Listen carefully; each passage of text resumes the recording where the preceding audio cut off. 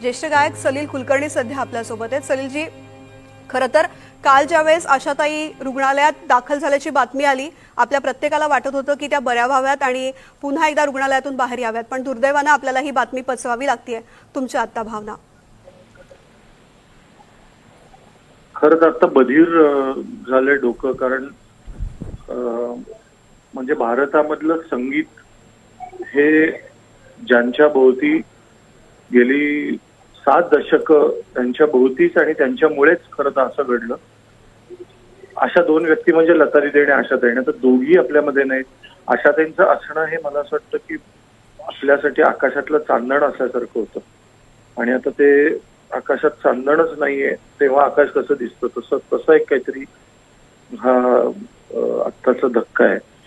आणि माझं वैयक्तिकही इतकं म्हणजे त्यांनी इतकं आशीर्वाद दिलेले आहेत की खरं आता सर्वार्थाने मला बधीर होणं किंवा आपल्याला म्हणजे आपल्या हातनं काहीतरी खूप मोठं निसटलंय आपल्या भारताच्या हातातून, अशी एक भावना आहे की संगीतातलं एक सर्वात आता उपस्थित किंवा आपल्या भोवती असणारं सगळ्यात ज्येष्ठ व्यक्तिमत्व जावं, एक आशीर्वादाचा हात जावा, याच्यासारखं दुर्दैव।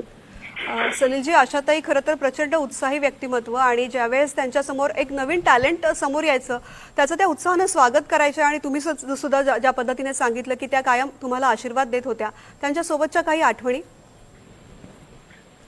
नाही, मला म्हणजे एकत्र रंगमंचावर गाण्याचं पण ते भाग्य मिळालं, तर त्यांचं म्हणजे गाण्यावर जी श्रद्धा होती आणि जे वयाच्या 90व्या वर्षी पण गाताना जे इमान होतं, ते पुढच्या प्रत्येक पिढीने शिकण्यासारखं आहे की लहानपणापासून लढवय्या स्वभाव असणाऱ्या होत्या आशाताई, की त्यांनी त्यांची एक म्हणून तर ती वेगळी स्टाईल त्यांनी जी डेव्हलप केली होती, आणि त्या संगीताविषयी इतकं स्पष्टपणे बोलायचं आणि इतकं गाण्याशी त्यांचं इमान होतं की प्रत्येकच नवीन माणसाचं त्यांनी कौतुक केलं, येणाऱ्या त्यांना जे जे आवडलं त्याचं कौतुक केलं, आणि अशा आशीर्वाद देणाऱ्या एक आजी सर्वार्थाने, आणि तरी एक त्यांच्यामध्ये एक अवखळ लहान मुलगी, एक तरुण स्त्री, अशी सगळी रूपं त्याच्यामध्ये आपल्याला दिसली।